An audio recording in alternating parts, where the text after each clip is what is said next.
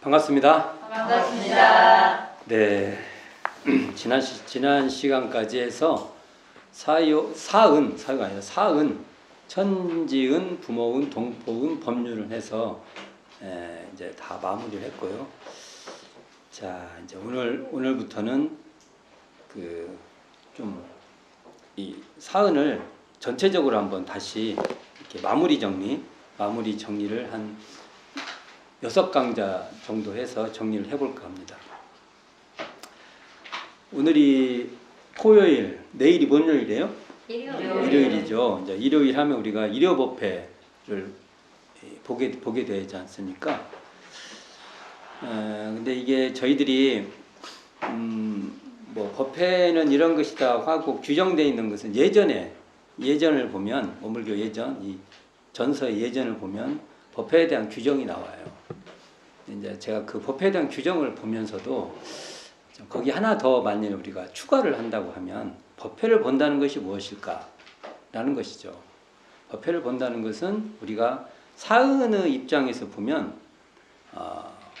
법회, 그러니까 우리가 보통 예회라고 하죠. 예회, 어떤 일정한 기간마다의 어떤 법의 모임, 이걸 예회로 보고 거기에 이제 다른 말로 또 법회라고도 하죠.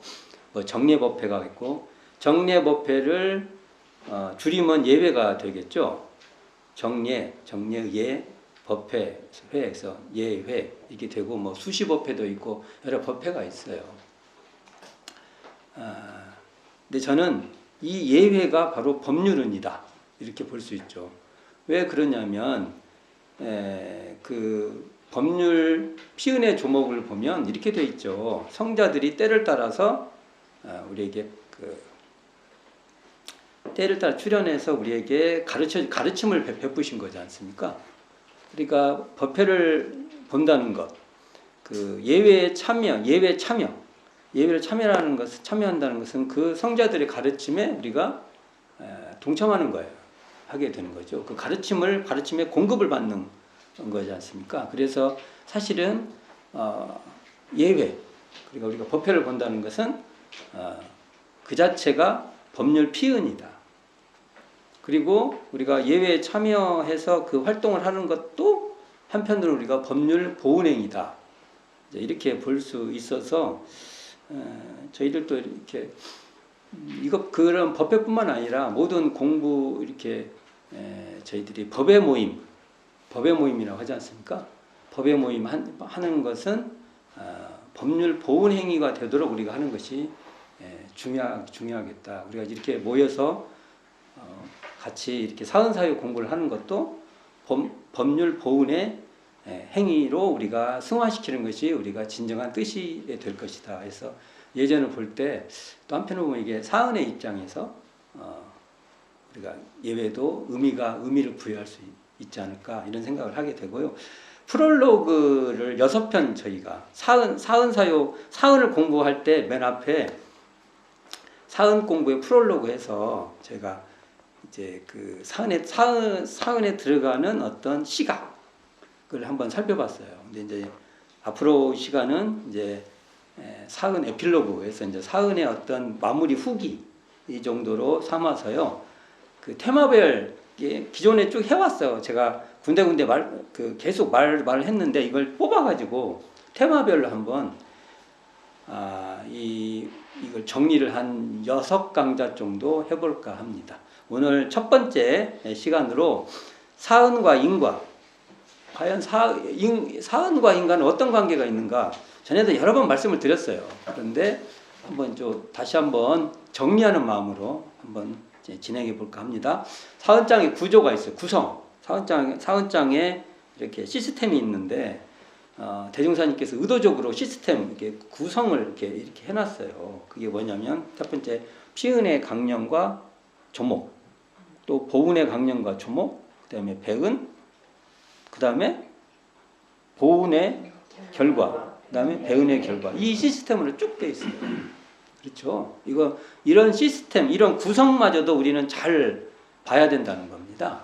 이게.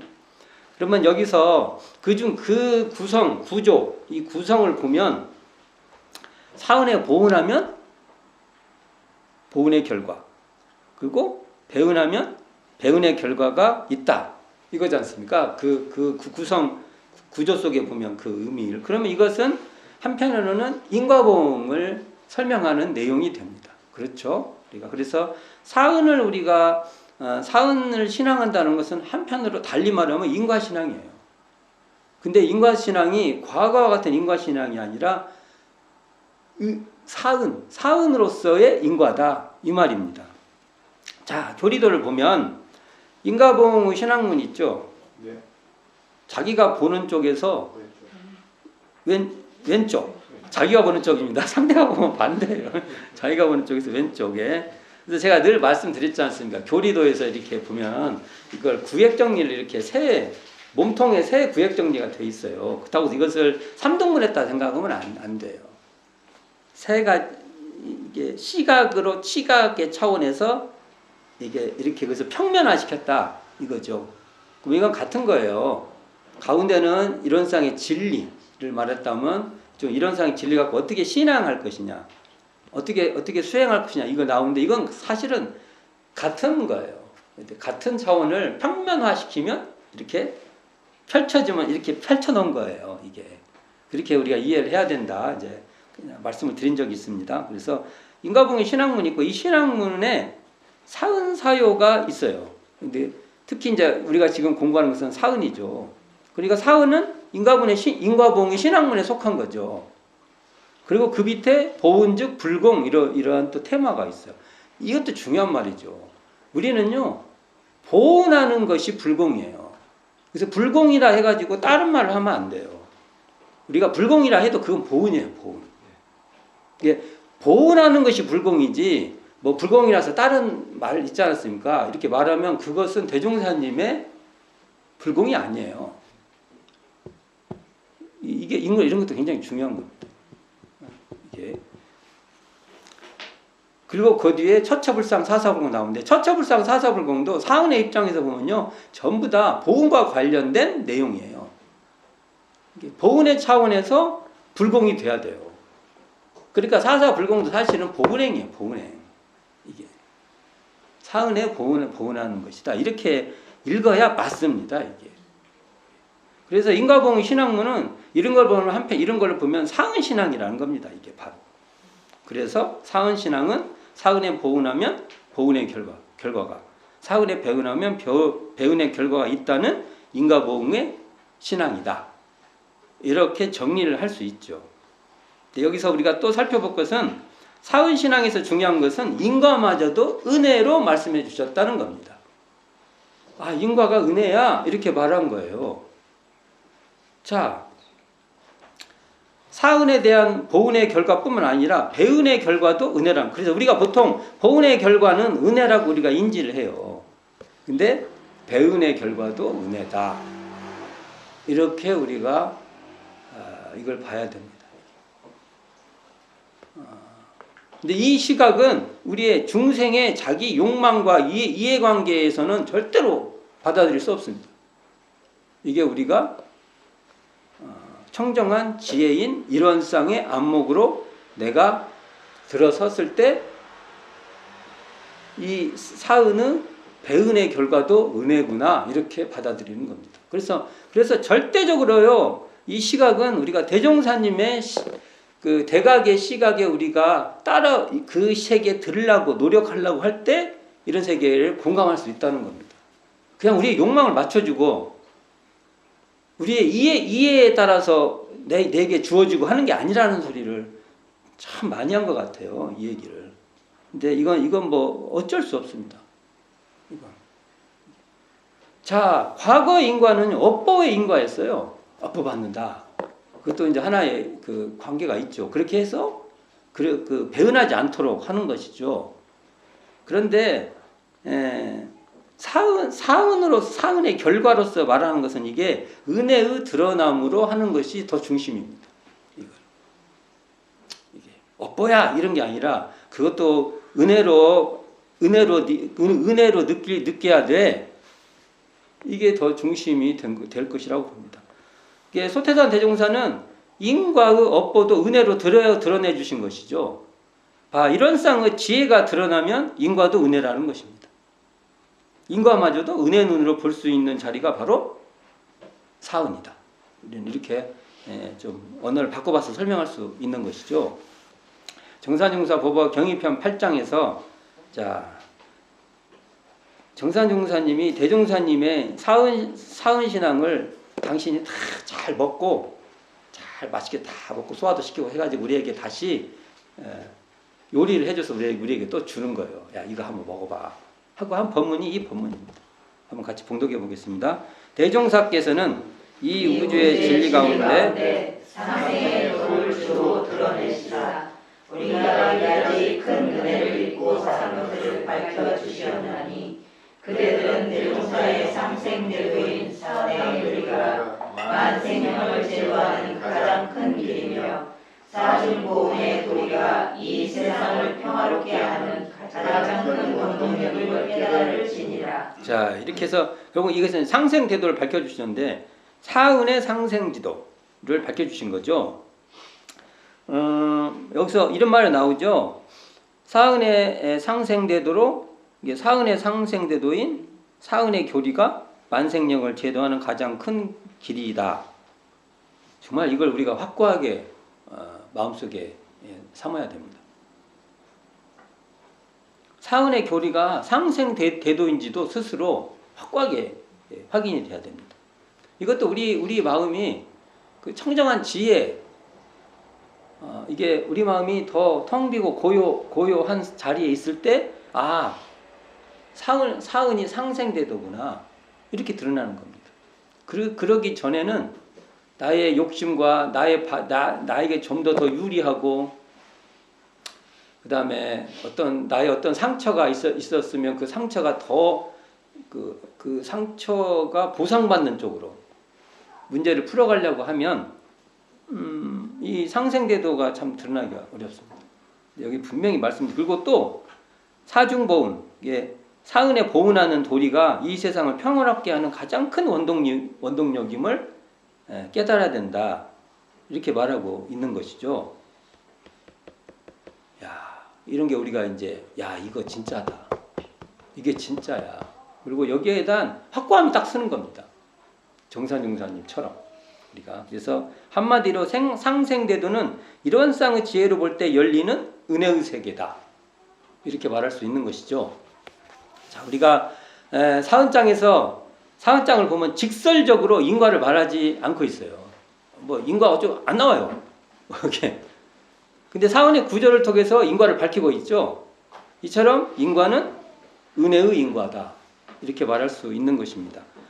청정한 지혜인 이런 쌍자리에서 드러나는 이 인과 현상, 보은하면 보은의 결과가 생기고 배은하면 배은의 결과가 생기는 것은 바로 은혜의 세계이다. 근데 인과를 말하면서 은혜가 드러나지 않으면 이건 대종사님의 지혜가 아니에요. 인과를 말하는데 은혜가 안 드러나. 은혜를 설명을 못해. 은혜를 우리에게 제시하지 못해. 그러면 사은의 인과는 아니다. 그냥 인과는 인과인데 대종사님 말씀하신 사은의 인과는 아니다. 사은에 대한 보은의 결과도 피은이에요. 당연히 이건 피은이다 말하겠죠. 근데 배은의 결과도 피은이다. 이렇게 얘기가 돼야 됩니다. 자, 또 우리가 하나 살펴야 될 것은 사은의 인과는 그냥 개별의 인과만 그치지 않아요. 나뿐만 아니라 나와 관계된 관계의 인과를 말한 겁니다. 그래서 사은의 인과를 등한히 하면은요, 나는 좀 편할지 모르지만 주변이 굉장히 불행해져요. 그것을 그냥 너무 그냥 두고 봐야 돼요. 근데 사은의 인과는 나뿐만 아니라 이 관계와 이 주변 관계 있죠. 그러니까 우리가 같이 그러한 은혜의 세계를 함께 사는 겁니다. 이게 또 굉장히 중요해요. 인과를 말하는데 대개 인과만 하면 개별 인과, 어떻게 됐다, 내가 어떻게 됐다 이렇게 되는데 그렇지 않아요. 대종사님. 사은의 인과는 개인, 가정, 사회, 국가로 펼쳐져 가는 그러한 인과라는 겁니다.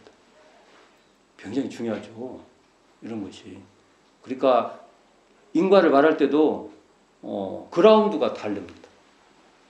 개인뿐만 아니라 우리 가정뿐만 아니라 뭐 가와 만사성 막 이런 말을 하지만 그렇게 된 게 아니라 사회 문제도 이걸 통해서 사회 문제도 되는 것이고 국가, 세계 이렇게 가는 겁니다. 우리는 이런 것을 놓치고 그냥 사은신앙을 했어서 나 잘됐다 이렇게만 보면은 대종사님이 슬퍼하실 거예요.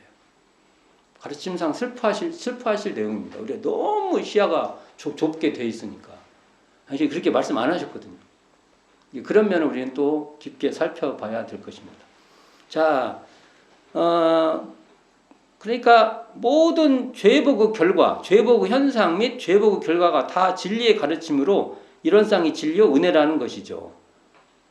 이 사은장에서 말할 때. 그래서 소태산 대종사께서는 서가모니 부처님보다 하나 더 깨달은 것이 있는데 그게 무엇이냐? 은혜 하나를 더 깨달았다는 그렇게 전해져 오는 그런 이야기들이 전해오고 있어요. 이 참 특징이죠. 대종사님께서 쭉 보면 그죠. 인과도 그것이 은혜다. 자, 그러니까 부처님의 서가모니 부처님의 그 말씀에 보면 연기론이 있어요. 서로 인연에 의해서 그게 연기론 여러 가지 방향으로 전개되지만 모든 관계들이 인연 속에 있다 이런 말도 할 수 있는데 원인과 결과로 이루어지는 인과론 이게 연기론, 인과론 이런 말들이 다 있는데 이런 것을 전부 다 대종사님은 연기론으로 전개돼도 그 속에서 은혜를 파악하고 은혜로 건설하고 인과를 파악해서 거기서 은혜를 알고 은혜로 인과를 펼쳐가고 이런 차이가 저는 있다고 봅니다. 이런 쌍 법어에서 대종사님께서 이 원쌍의 진리를 각하면 인과보응의 이치가 음양상승같이 된다고 말씀하십니다. 자, 이것도 정말 이거 앞으로도 많이 좀 연마해 봐야 되는데 인과사상하고 음양사상을 그냥 같은 자리에다가 놓아버렸어요. 그래서 이거에 대한 논의가 굉장히 많아요. 이 말씀에 대한 논의. 근데 제가 이걸 그냥 개괄해서 그냥 제 식으로 그냥 편히 말을 한번 해볼게요. 이게 음양상승이란 게 음이 양을 밀어주고 양이 음을 밀어준다는 그 상추, 서로 추 이렇게 밀어준다 이런 뜻인데요. 여기서는 상승이 나오죠. 상승. 이건 서로 이긴다 이 말이에요. 이걸 지금 표현을 말한다면은 윈윈 했다 이렇게 볼 수 있죠. 서로 이기니까. 근데 승부가 서로 이길 수 있어요? 이게 참 현실에서는 서로 이길 수 없습니다. 한쪽이 이기면 한쪽이 지고 그럼 내가 이번에 이기고 다음에 너는 이기고 이렇게 해석해야 되나 이거? 근데 이걸 동시적으로 설명할 수도 있어요. 서로 이긴다. 서로 이긴다. 이런 말을 굉장히 많이 우리가 좀 연마해 봐야 된다고 봅니다. 그러니까 보통 음양 하면은 우리 태극기 이렇게 보면은 태극기가 이렇게 보면은 위 아래로 이렇게 음양이 이렇게 있는데 어떨 때는 양이 더 커지고 어떨 때는 음이 더 커지고 그러잖아요. 요것을 이렇게 설명할 수 있어요. 양이 음을 이렇게 누르면은 음이 수축되죠. 그럼 우리는 그 음이 약화됐다 이렇게 이해할 수 있는데 이걸 다른 뜻으로 봐 보면은 양이 이렇게 밀 때 음은 더 그 안에 힘이 더 축적됐다 이렇게 읽을 수 있습니다. 그러니까 서로 이기는 거예요. 양은 확대돼서 승이 된 거, 음은 힘이 함축돼서 승했다. 이렇게 읽을 수 있는 거죠. 그리고 이제 반대가 될 수 있죠. 반대가 되면. 또 반대 똑같이 되는 거예요. 그러니까 이것이 서로가 서로를 이 현상, 이 사실 그대로 봤을 때는 서로가 서로에게 다 도움이 된 거예요.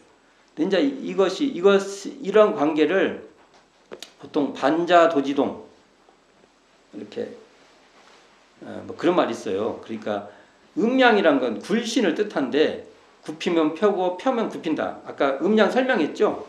그렇게 되는데 자 이런 걸 봤을 때 그 현상은 음양의 현상은 그대로예요. 음양 현상은 아까 같이 양이 확대돼서 음을 이렇게 누르면은 음은 또 힘이 축적되고 어느 지점에서 다시 음이 확대되면 또 음은 확대되면서 동시에 양의 힘이 또 내부적으로 축적되고 그러니까 그건 그냥 현상의 사실이에요. 현상의 사실이에요. 이게 양쪽 다 여기대로 양은 양대로 좋은 것이고요. 음은 음대로 좋은 거예요. 그건 상승이에요. 상승. 서로 승. 근데 여기가 인간이 우리 이제 사람이 적용할 때 되면 어떤 문제가 발생되냐면 내가 은혜로 밀어주면 은혜로 밀면 서로 은혜로 이렇게 받게 되는데 만일 이것이 그러니까 이 작용은 똑같은데 거기에 인간이 어떻게 이것을 적용하냐에 따라서 그 현상이 은혜로 펼쳐지냐 해독으로 펼쳐지냐 이것 차이가 있다는 것이죠. 이렇게 볼 수 있죠. 그러나 그것을 그냥 그 진리의 사실로 보면은 진리 사실은 그냥 다 양쪽이 다 승한 서로가 서로 관계에서 승하는 것이 되는 거죠. 그랬을 때 우리는 이러한 원리를 알아서 인과에는 사람의 이제 가치가 부여되는 거니까 그 가치를 어떻게 하든지 그것을 진리적으로 보면 어떻게 하든지 다 상승이지만 그것을 서로 간의 관계에서 가치적으로 서로 의미가 좋게 서로 은혜가 주고받게끔 우리가 그걸 쓰는 것이 좋다. 그래서 대산종사 법문집에 보면 법문집 3집에 보면 이런 말이 있어요. 제가 한번 읽어보겠습니다. 봉독을 해보면 유교에서는 순한 무궁한 진리를 음양상추 음양상승으로 밝혔다. 상추 이 얼마나 재미있는 이치인가. 여유있게 밀어주면 저편에서 오는 진리가 있다. 다 뺏어오면 또다시 다 뺏기고 만다. 그러므로 우리는 항상 베풀어 밀어주어서 빼앗기지 않는 공부를 잘 해야 한다. 이렇게 말씀하십니다. 그러니까 인과보응 이치가 음양상승같이 되는 줄을 안다는 것이 이렇게도 아마 풀어볼 수 있는 것이죠. 이게 청정한 지혜의 일원상 안목으로 보면 다 상승의 원리죠. 그게 그렇죠. 이게 보은의 결과뿐 아니라 배은의 결과도 상승 서로에게 그러니까 배은을 했던 보은을 했던 그것이 그 자리로 보면 다 승하도록 그 자체가 다 좋게 하려고 하는 것인데 그러나 이것을 우리가 은혜로 작동을 하냐 해독으로 작동하냐는 우리의 선택에 달려있다. 이렇게 볼 수 있을 겁니다. 그게 요런 사상들이 다 대종사님께서 사은의 그 진리에 맞추어서 말한 것이고 이 이론상의 진리를 각하면 인과보응의 이치가 음양상승같이 된다는 것도 사은신앙하고 다르지 않다. 이렇게 볼 수 있죠. 자, 우리는 땅으로 인해서 넘어지기도 하고 땅으로 인해서 일어서기도 합니다. 그렇죠? 그래서 내가 지혜의 안목으로 보면 넘어졌던 땅이 고마운 거예요. 그게 모를 때는 그 땅이 원망스러워요. 근데 지혜로운 안목, 그 청정한 지혜의 안목으로 보면 내가 땅이 있어서 넘어질 수 있고 땅이 있어서 일어설 수 있다는 거. 넘어지는 것도 땅이 있으니까 넘어졌다는 거예요. 요렇게 우리가 승화시켜서 볼 수 있다. 자, 이걸 보면 우리가 이걸 다시 정리해 보면 보은의 결과도 은혜이고 배은의 결과도 진리의 은혜이다. 은혜의 안목으로 인과를 보아야 은혜의 안목으로 인과를 보아야 대종사님께서 깨친 이론상의 진리가 드러난 겁니다. 인과 얘기를 했는데 이게 은혜의 안목으로 드러나지가 않으면 대종사님이 깨친 그 이론상의 진리, 이런데도의 그 안목은 아니라라고도 말할 수 있다. 그러니까 막 다른 얘기를 아무리 많이 해도 인과의 작용도 은혜로 드러낼 줄 알아야 이게 대종사님께서 말씀해 주신 이 인생의 요도의 인생길이구나 이렇게 된다는 것이죠. 그래서 선악오빠가 끊어진 자리죠. 이 자리에서 어떤 이론상 자리가 선악오빠가 끊어진 자리인데 이 자리에서 공정영지의 광명을 따라 선악오빠의 차별이 생기죠. 이 선악오빠의 인과가 이렇게 드러나는 인과가 은혜인 줄 아는 것이 사은의 은혜다는 것입니다. 대종사님의 깨달음이다 이것이. 이게 좀 말이 어렵지만 선악오빠가 끊어진 자리에서 드러나는 선악오빠의 차별이 인과인데 그 인과마저도 그 차별의 인과마저도 은혜다. 이게 우리는 자각해야 될 것입니다. 말은 어렵지만 단순히 또 말할게요. 단순히 이걸 보은의 결과도 은혜고 배은의 결과도 나에게 은혜로 드러날 때 그것이 사은의 피은인지를 확연히 알 때가 이론상 자리가 드러난 자리입니다. 자, 교리도에서 인과보응 신학문은 이론상을 중추하고 있어요. 이론상을 머리로 이렇게 모시고 있고 그 아래 인과보응의 신학문이 자리 잡고 있는데요. 이 텅 비어 고요한 이론상으로 우주만유를 보면 그러니까 이론상 자리로 위에 교리도 위에 있지 이론상 자리로 우주만유를 보면 우주만유가 은혜로 드러난다는 겁니다. 그러므로 이론상이 드러나면 은혜가 펼쳐지는 것이고요. 진리적으로 보면 설사 우리가 이 이론상이 드러나지 않았다고 해도 이론상이 나한테 드러나지 않았다고 해도 실상은요 그 자리가 이론상에 근원한 그 은혜가 펼쳐져 있어요. 근데 우리가 그렇게 못할 뿐이지. 그래야 맞는 거죠 이게. 그래서 소태산 대종사는 인과도 은혜로 펼쳤다는 거. 이 안목을 밝히기 위해서는 우리가 대종사님처럼 이 텅 비고 고요한 이론상의 안목으로 이 우주만유도 펼쳐낼 수 있고 자기의 그 고락 내가 어떻게 됐든지 그것이 다 이 자리가 바로 은혜의 자리구나 이렇게 알아야 된다고 볼 수 있을 것입니다. 여러 얘기를 했는데요. 그냥 한마디로 얘기를 하면 사은장의